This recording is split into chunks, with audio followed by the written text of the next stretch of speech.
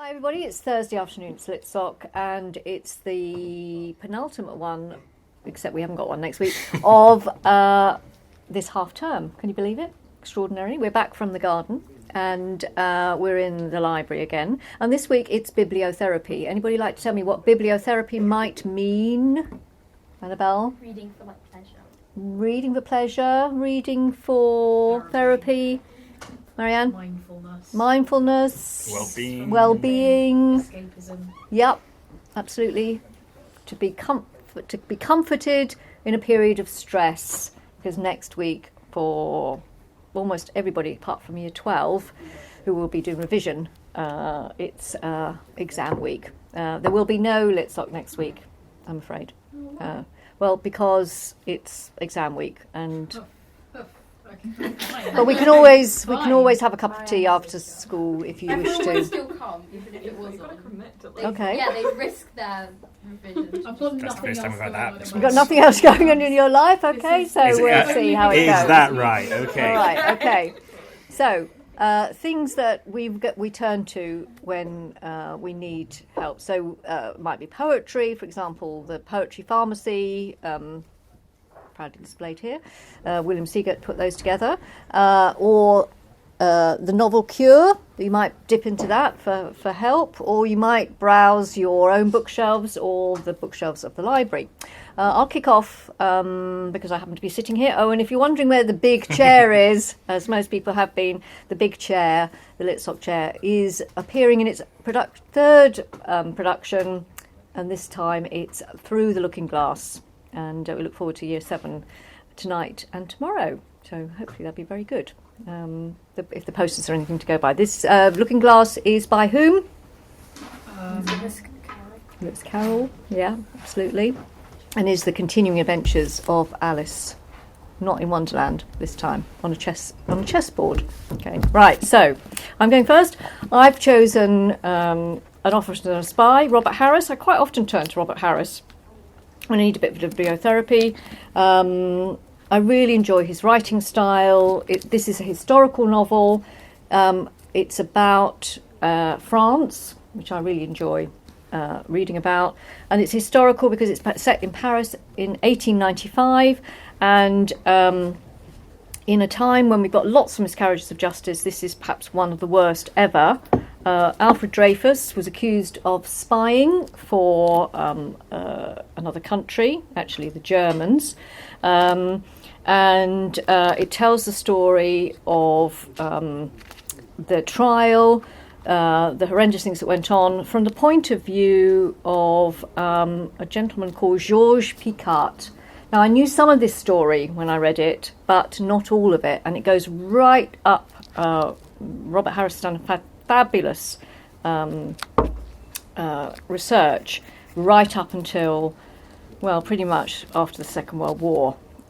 Which is pretty extraordinary, from 95 to 45. Anyway, I thoroughly recommend it, and as I say, it's a historical novel, and that's what I turn to, Robert Harris, when I need a good read that's going to send me into a different place, and I'm hoping perhaps a better place.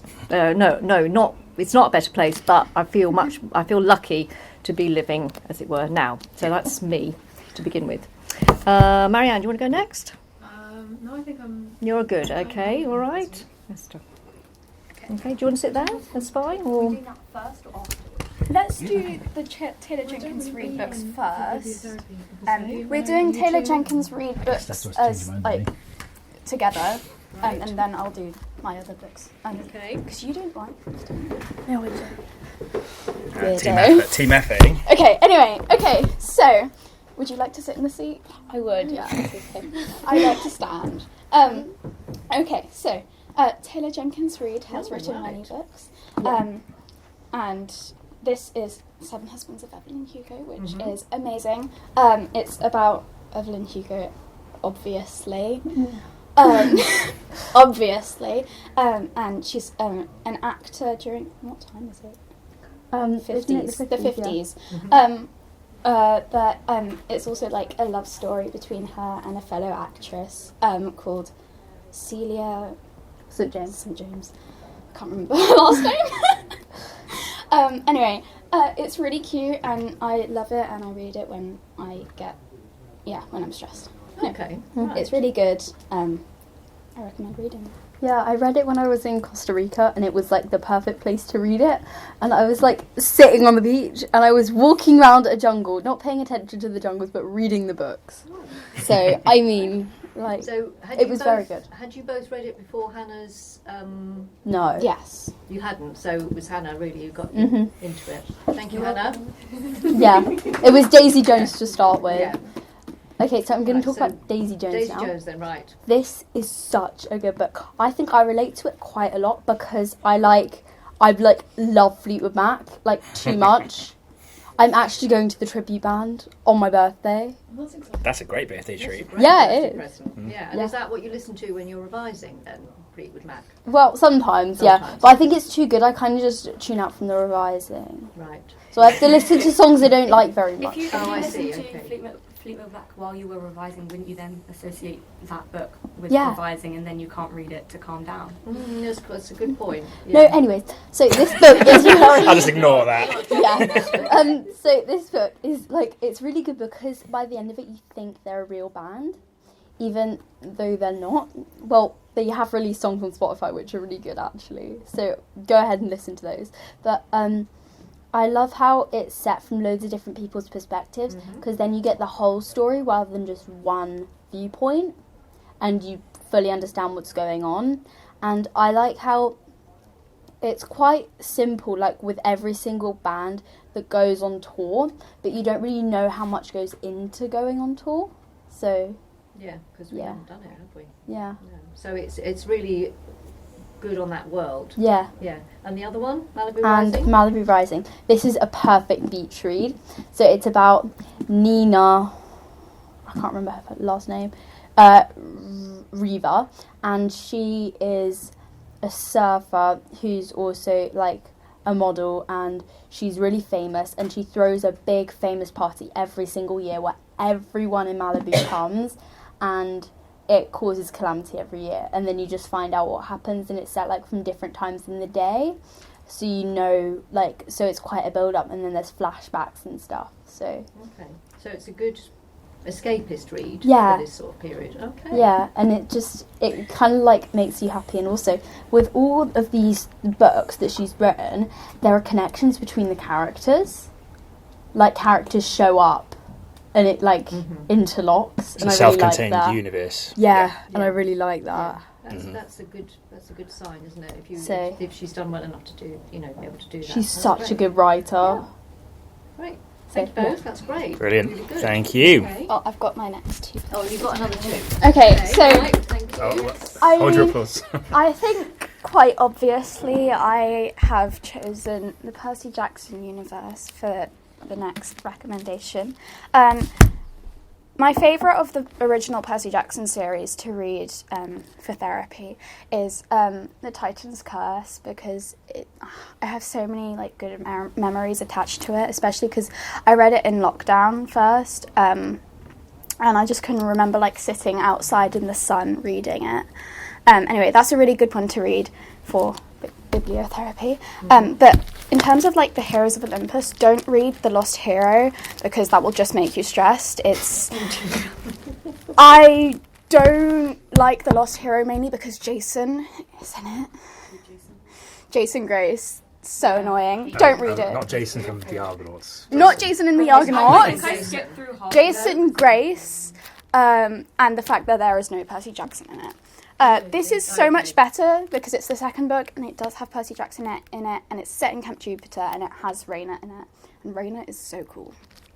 Anyway, those are my recommendations. Okay, Esther. Including a non-recommendation, an anti-recommendation.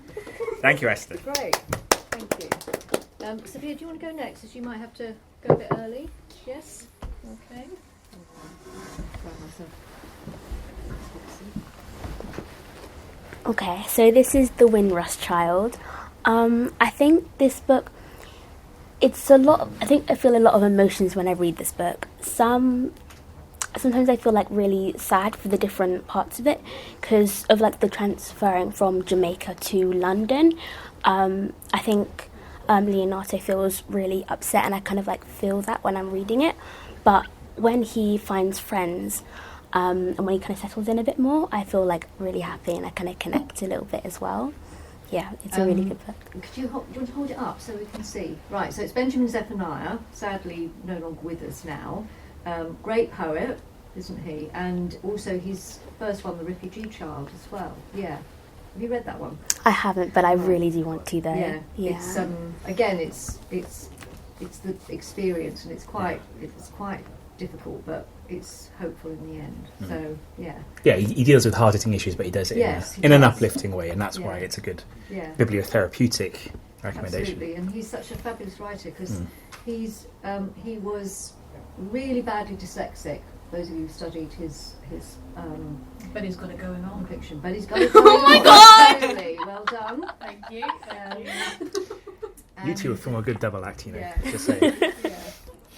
So he's very inspirational just as a person as well. Yeah. Do you want to read the blurb on the back? Yes. Okay. Grandma said that lions always roar. Always, I replied. And we should be like lions. We should never be afraid to speak. Leonard is shocked when he arrives with his mother in the port of Southampton. His father is a stranger to him. It's cold, and even the Jamaican food doesn't taste the same as it did back home in Marine Town. But his parents have brought him here to try to make life better. So Leonard does his best not to complain, to make new friends, to do well at school, even when people hurt him with their words and with their fists. How can a boy so far from home learn to enjoy his new life when so many things count against him? Yeah. It's really painful, isn't it? But I can see why you. It's powerful. read it as well. He's clearly position of jeopardy. Yeah. But Thank you, Sophia. That's lovely. Thank you. Okay, who's up next? Rosie, want to go next? Yeah.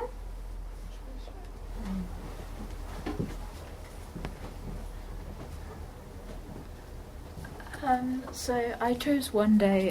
Great book. Yeah. I've seen the series and read the book, and although it might not necessarily be seen as comforting at all times, both characters experience quite a lot in their lives, and it doesn't necessarily end fully happy. But I think, like, throughout the book, you get, because it follows specifically two people, Dexter and Emma, you get to see, like, they have a very funny dynamic between them. And I think it's, like, although there are, like, darker moments, there is also a lot of humour in the book. I think one of my favourite bits is when they go on holiday together, and Emma has all of this long list of instructions that Dexter is not allowed to break. And within about, I don't know, it seems only within seconds Dexter manages to break half of them. For those who don't know, what's the setup? What's the premise of the book? So Dexter and Emma both go to Edinburgh University, and then they meet at graduation. They've kind of been aware of each other, but they haven't actually met. And then you see their lives on the same day in July for 20 years. And it's kind of their relationship with each other and how it develops and how their lives change. Yeah. And I'll just add something. It's an incredibly cathartic read and watch. So if you've that's why it's bibliotherapy for me, reading that, because like if you're feeling a bit stressed out, it's an incredibly good escapism. And God, I cried so much. Me too. You cried. It was full on tears running down my neck. Not even like. Oh dear. Anyway, watch it / Yeah. Don't say why you were crying. You watched it. There's an accolade. The list that Dexter breaks is giving friends. Why is it giving friends? Because then Rachel makes the long list. I don't know. And then he falls asleep on the list, and then he breaks the rules. Sorry, I just love Friends too much. Okay, yeah. Did you read it first? Did you read it first or watch the series first? Watch the series first. I was going to read it first, and then my mum started watching it without me, and I didn't want to miss out. So we made her rewatch it with all of us. And then I was like, this is amazing, I need to read the book right now. So then I've read it, but I think you get more out of the book as well. Like the little bits of internal dialogue kind of allude to things a lot earlier, and you get more of the characters, and I think the big draw of the story is Dex and Em, so having them kind of even more of their personality come out in the book is so good. They are beautifully realised characters. They're very, very well developed. I don't think I can take any more realisation because it's just going to be more tears. Saving that for the summer when I have time for tears.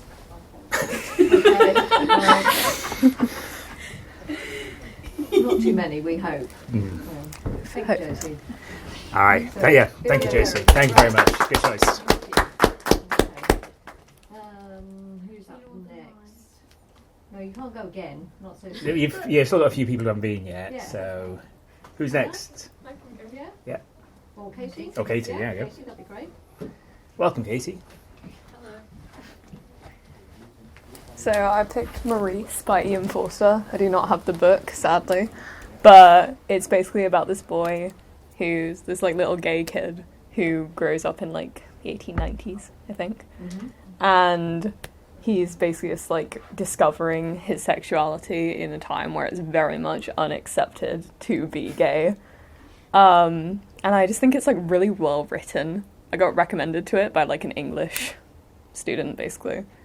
And it's got like really like well written, like because it was written like ages ago, and the author like died before it was published because it was very much unacceptable to publish a book like that about the gay man's experience back then.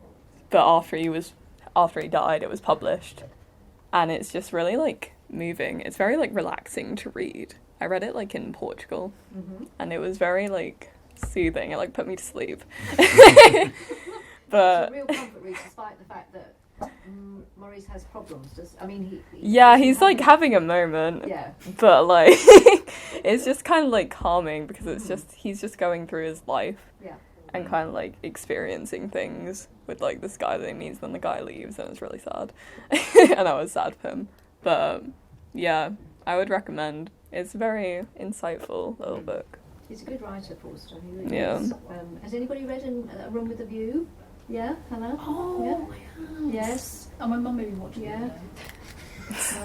That's a great comfort read too. Passage to India. The Passage to India. Yeah. He's Also, not, what's that? yeah. Okay. He's not like realist other 19th century authors. I've never really been really been like looking at like the actual way a book is written. Usually it's just like kind of like writing it like as it is so that you can like get immersed. But this one, it was kind of like, this is like very like nice and artistic, you know. The prose. I did. Hannah, why do you keep on twisting my words? First I'm brainwashing year 7s. And no, I'm not brainwashing year 7s. That's just Hannah's. I feel like that's a you thing to do. Interpretation of just witnessing, catching one sentence of a conversation where we were talking about Tolkien and C.S. Lewis.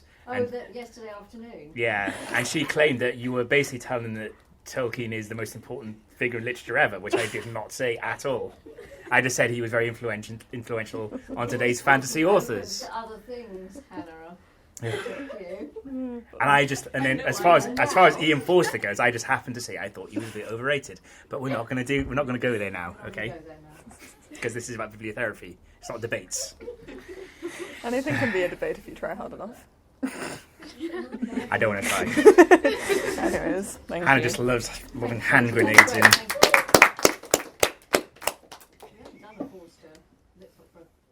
I don't think we ever have, so... Did we do a Bloomsbury one? Mrs. Rushall would have brought him up with Mrs. Dalloway, I think. Yeah, she did one on Virginia Woolf. Did we do one on the Bloomsbury group? I'm not sure we did. We've done 2 on Woolf now, haven't we? Mrs. Yes. Rushall and When the Society came in. Yes. Right. Who's it going to be? Front row, back row?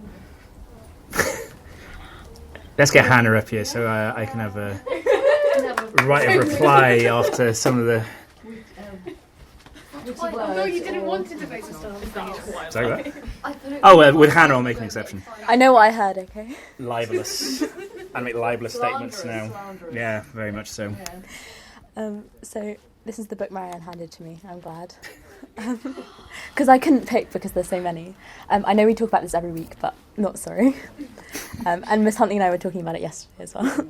Look how many people have borrowed it. Like, that's a sign of success.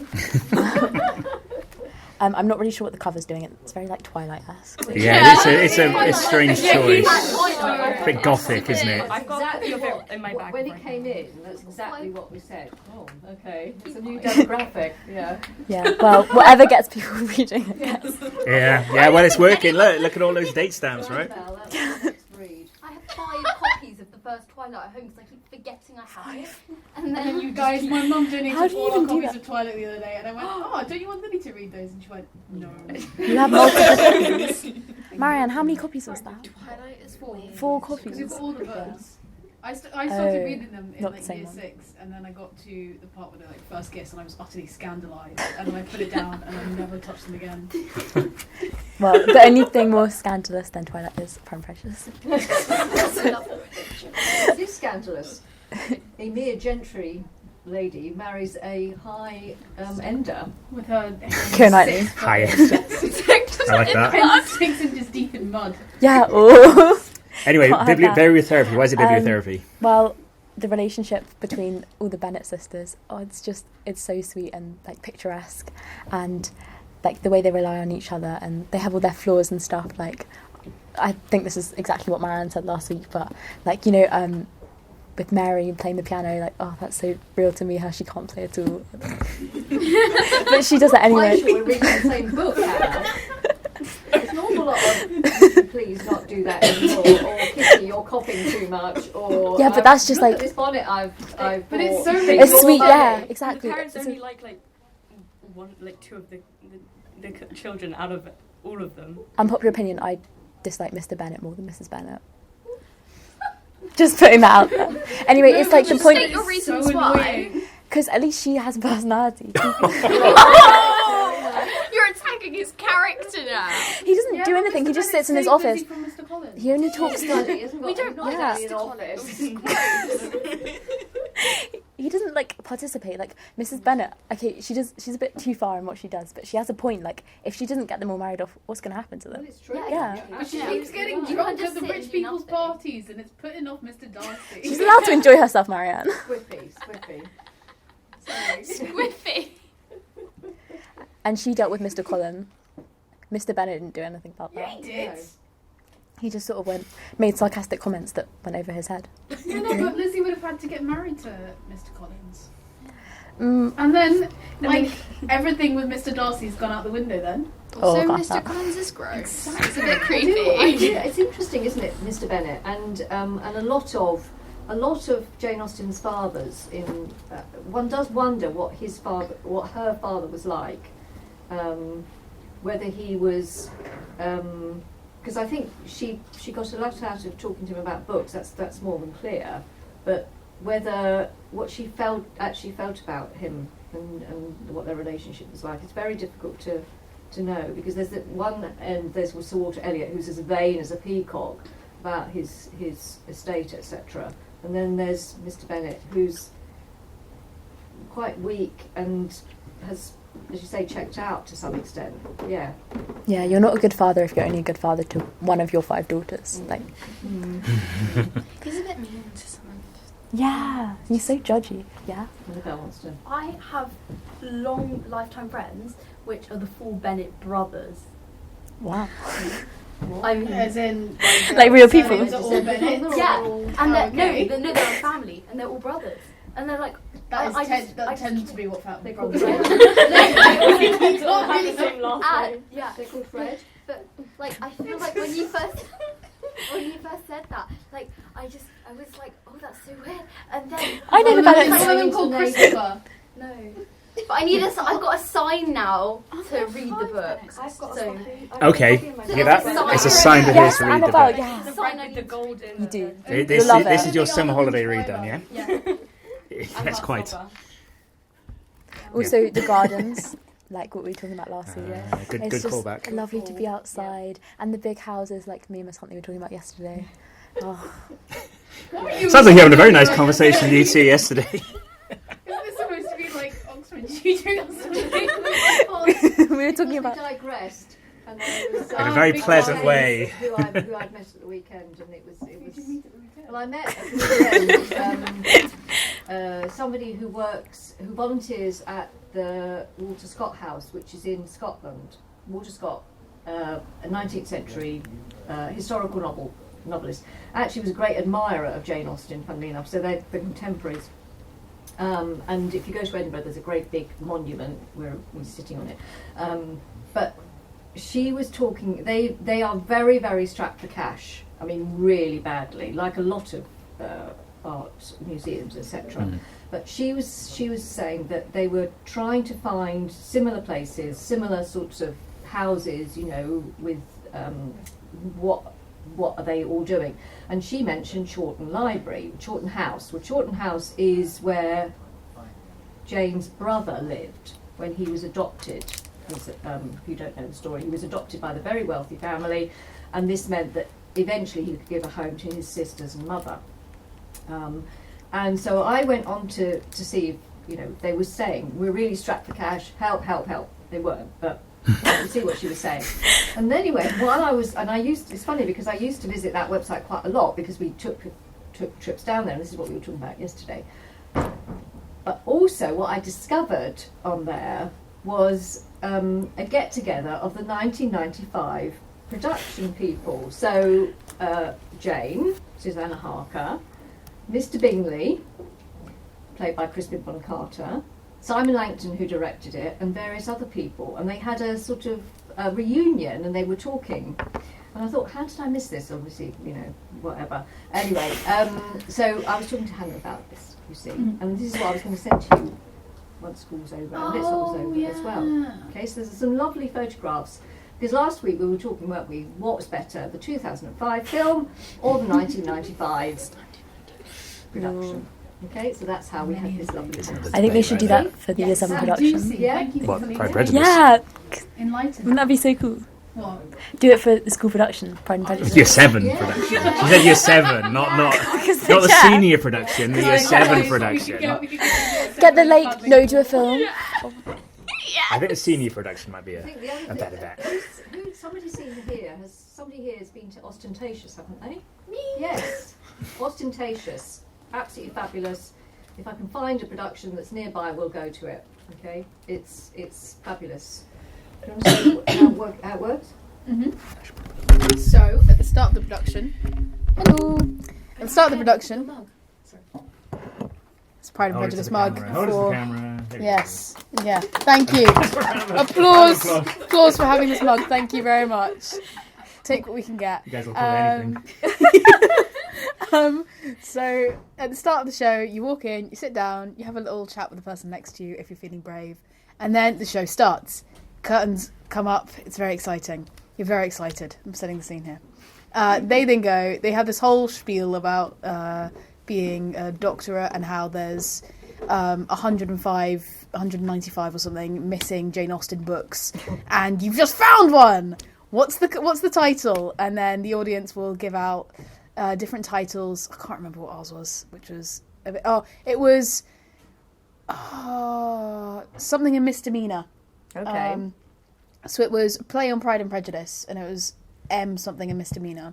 And then they improvise an entire Jane Austen play, 2 acts, fully interval in the middle, proper play, and it's utterly hilarious. And somewhere they bring in the words that the audience provide as well. It's absolutely extraordinary. I've never seen anything like it. It's so funny. Like in the one that I went to, which was a few weeks ago, they ended up talking about driving lessons, and then it got really funny because it started delving into what was a driving lesson in the 1800s when everyone just drove horses and carriages, and it's a bit like in Sense and Sensibility, where Marianne is taught by Willoughby to drive a horse and two pair. They go so fast.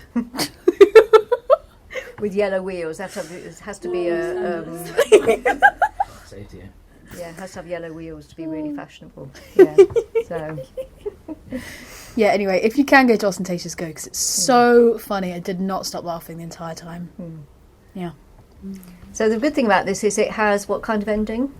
Happy ending. Happy ending. So, yeah, for comfort reading and for a bibliotherapy.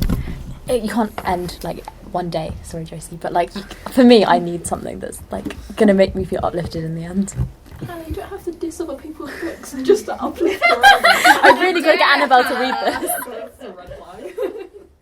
Oh yeah, and what else? Just the characters are so rich, and the language. Like once you really get into it, I feel like if you haven't read much of it before, it can take a couple of chapters to kind of get used to the writing style. But you get such a sense of character. Like Mrs. Bennet's super long, like whatever she's saying for pages and pages and pages, and it's just so enjoyable to read. So yeah, if you haven't read it, Annabelle. Read it now. Yes. Thanks. Thank you, Hannah. Okay. Right. Who's left? Holly? Holly? Holly. Oh, great. Okay, I just want to mention something really quickly because I think Josie talked about it quite recently. I think, or someone, and I know you're going to hate me for this, but Radio Silence by Alice Oseman. Alice Oseman, Heartstopper.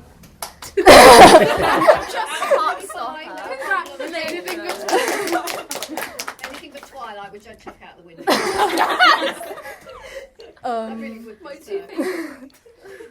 Don't like Twilight. Go on, Holly. Tell us about why. Just because the second half can be a bit stressful to read, especially if you're like in exams, because it very much is focused on like quite bad mental health at one point.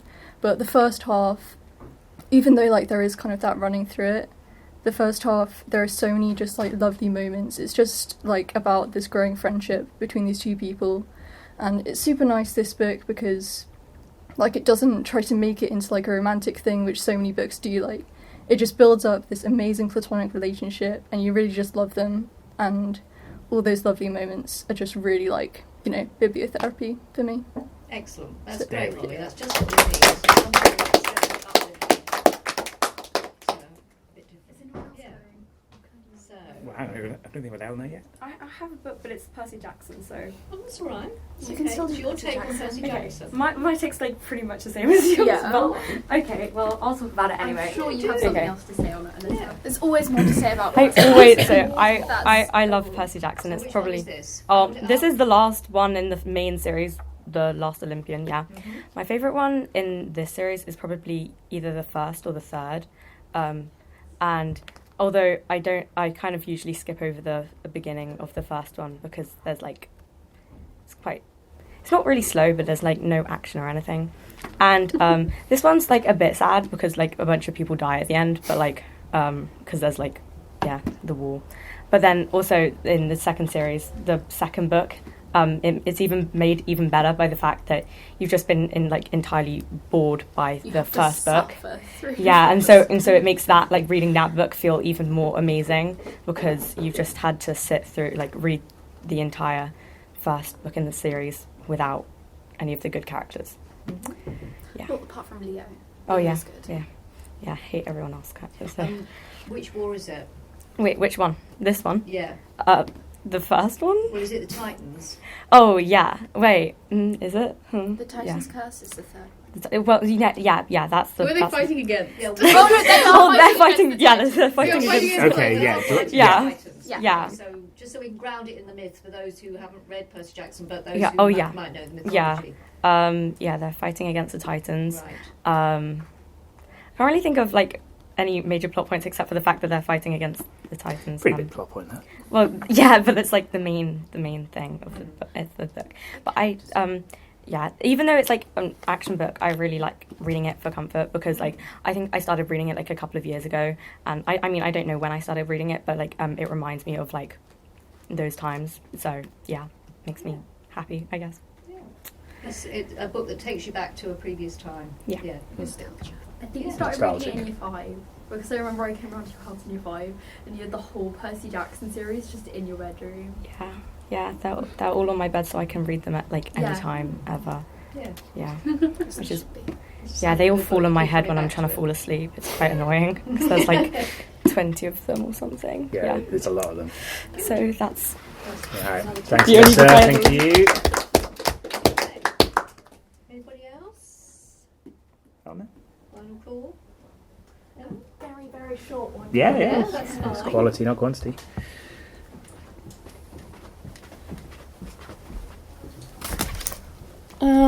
Okay, so this isn't the actual one. This is, I think, the third one or something like that. But Hitchhiker's Guide to the Galaxy is 100% a comfort read for me. I've read it so many times. It's just... The main appeal of it for me is that there's a lot of plot, but our characters are purposefully really not interacting with it. They're just kind of bumbling through. And I really love that in a book, because it is really quite comforting, even though what the main character has gone through is very strange.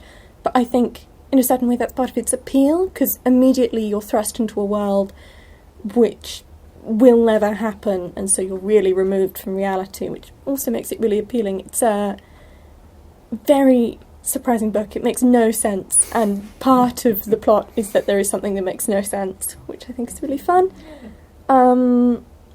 I would really recommend it. I know it's been slightly tainted by a certain billionaire who's decided to style himself after Douglas Adams, Elon Musk. Oh, okay. Oh, right. He's invented a AI bot which just to mimic Adams' writing style, and it's done absolutely terribly.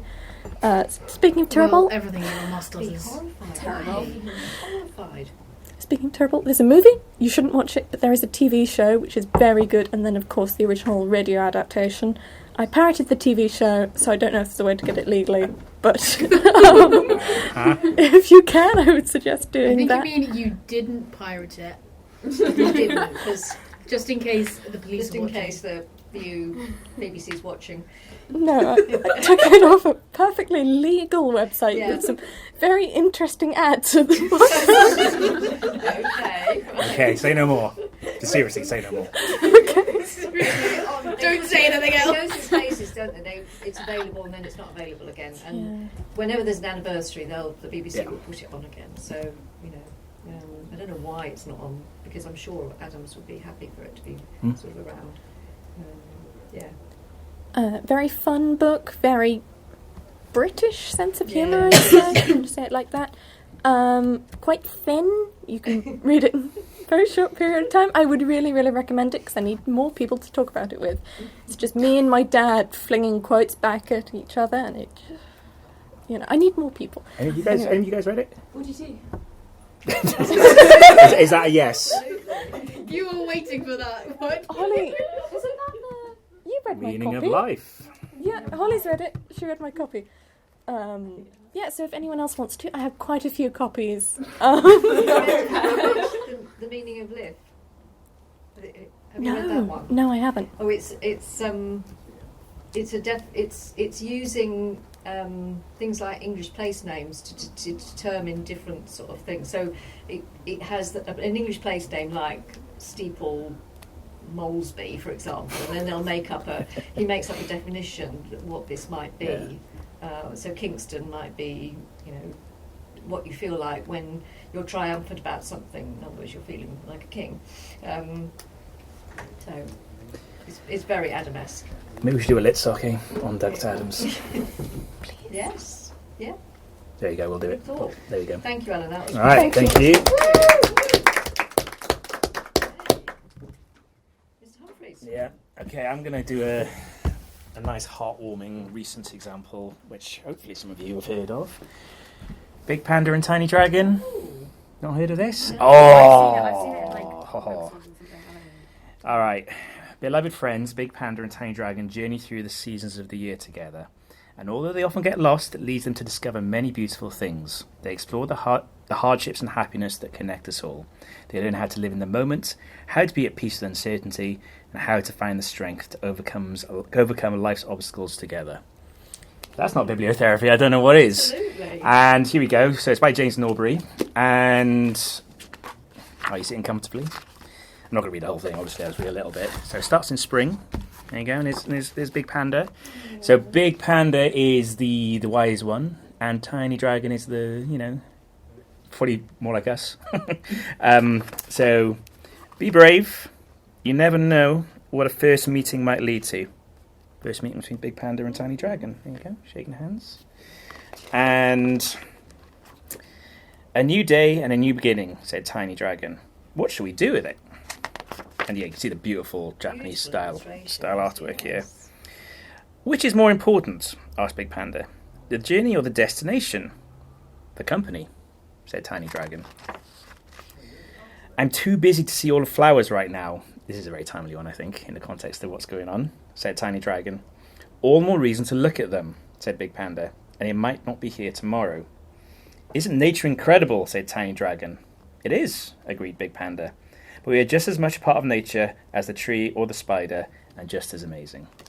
So, yeah, I'll stop there. So, look, it's essentially a lot of common sense things, but not wrapped up in patronising slogans. It's framed in this beautiful, uplifting, heartwarming story of two very different characters going on a journey together. And yeah, it's just so, the illustrations are beautiful. I like the framework of the seasons of life, because obviously we all go through seasons of life. We have good times, bad times, summery conditions, wintry conditions. I don't know what season you feel like you're in right now as you're in the middle of exams. Maybe it doesn't feel like summer perhaps, but there are different ways of coping with it. So yeah, it's very, very heartwarming messages. And I'll just read a bit of the afterword that James Norbury wrote. Some time ago, while I was in a difficult place, I happened across a book on Buddhism in a second-hand bookshop. I found the content fascinating and began investigating spirituality and meditation in greater depth. The more I learned, the more I realised I didn't need to be a slave to my negative thoughts. I decided to draw pictures as a way of communicating these powerful, transformational ideas to people in simple, accessible ways. And yeah, it's also about, I've been contacted by people from many different cultures, religions, countries, and age groups, letting me know how much my pictures have helped them through difficult times.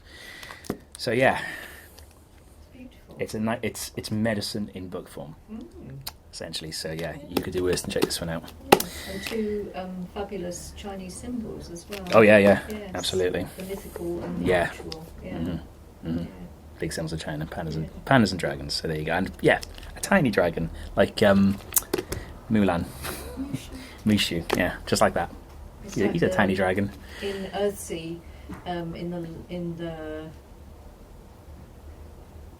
last book, the third book of the trilogy, when Ged goes to visit his friend, the sister has a tiny dragon around her wrist. Because we're brought up to think the dragons are these either big scary things that are there to be slayed, or I don't know. I guess when we think of China, we think of the Chinese dragons, think of the New Year's Day parade. But there you go, they all come in all shapes and sizes. Yeah. So there we go. So there you go. That's my recommendation. Thank you. Thank you. Great. Okay. Let's have a final poem, shall we? Yes. Prescriptions for courage, healing, and hope. That's the second one. If you would prefer the first one. What have we got? The heart, mind, and soul. Okay. You all seen this Poetry Pharmacy? There's something to dip into. It's here all the time. Let's have a look. You have a look too.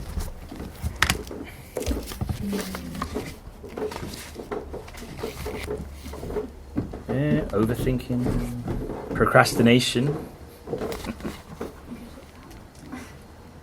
need for mindfulness. You don't have to whisper, you can talk if you want while we're looking for a poem. I watched it and it was quite cool. Maybe swap recommendations.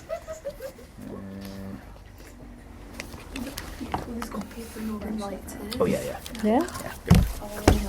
Quite big. I know. Right, we have our poem, folks. We have our poem. And it's got Troy. Oh, beautiful. Yeah. Because obviously we had the Harry Potter ones and now we got these. And I have a Harry Potter version. Yeah. This is like it's the same artist, I think. I've seen in my It life. is, it's beautiful. This is my favourite book of all time. Read it quick. You should talk about Anybody see the Northern Lights at the weekend? Talk about it more in Litsoc. I went to like 20 minutes before it happened. It was so sad. No, I was really You missed annoyed it? No. because I stayed up late anyways because I was at a sleepover. So I just stayed up late, and then I was like, I thought it was the Northern Lights, but no, someone was just having fireworks for some reason. Oh, it was probably a birthday, wasn't it? Yeah. Something like that. Yeah, so I thought it was the Northern Lights, so I woke my mum up, and I didn't know where the key was, and so I made her find the key, and then like went outside. No, I was at my house. So you saw some nice fireworks, Annabelle, but not But not the Northern Lights. We were having a barbecue, and so we stayed up late because we were with our neighbours, Mm. and then we literally went back inside like 20 minutes before it happened, and then like in the next morning, all of our neighbours were sending pictures of of it, saying, did you see them? Aww. And then we just missed them by 20 minutes. It was really quite sad. Yeah, guys, I'm so jealous for everyone on Twitter putting all their little pics on. Yeah. Exactly. Miss Hadji Alexandru saw them. My friend coloured in a sky and was like, I didn't see the Northern Lights, but I wanted to feel part of it. Yeah. So you put that. Ben Davis did that on Twitter. I'm sure it will happen again. So the storm is still ongoing in the sun, so I'm sure it'll happen again. Okay, here we are. This is from a much longer poem by Susan Coolidge, and how to get through the week. New every morning. Every day is a fresh beginning. Listen, my soul, to the glad refrain. And spite of old sorrow and older sinning, and puzzles forecasted and possible pain, take heart with the day and begin again. So, Lovely. whatever it goes like, the next day is the next day. Okay. Absolutely. And so we've got things to help that are going on the board. Is that Yes. right? Oh, Yes. yeah. I'm Monday board next week. Thank you for your Yes, contributions. Thank you for your contributions. Revision for tips. Revision tips. But also wellbeing tips. Look after Wellbeing yourself. tips as well. Has someone And put down reading books in there yet? If they haven't, then I did. well done. Oh, yeah, good. well done. Good. Music, walks, and tomorrow's reflection is about how to move and get through what's going to be quite stressful. Anyway, we wish everybody the best for the next week. And Marianne, Yeah, the next week's gonna be really stressful, guys. there's a lot happening, isn't there? Especially next week is importantly. No, I'm joking, guys, because I'm already doing exams, so it's like a joke because next week isn't going to be especially stressful because it's already stressful. You're so funny. Thank you for validation. And thank you for coming, even if when you are in Yes. exams, Esther. And Absolutely. yeah, thank you. Okay. All right. Bye, everybody. Bye, everyone. See you soon. See you after half term. Bye. Bye. Bye.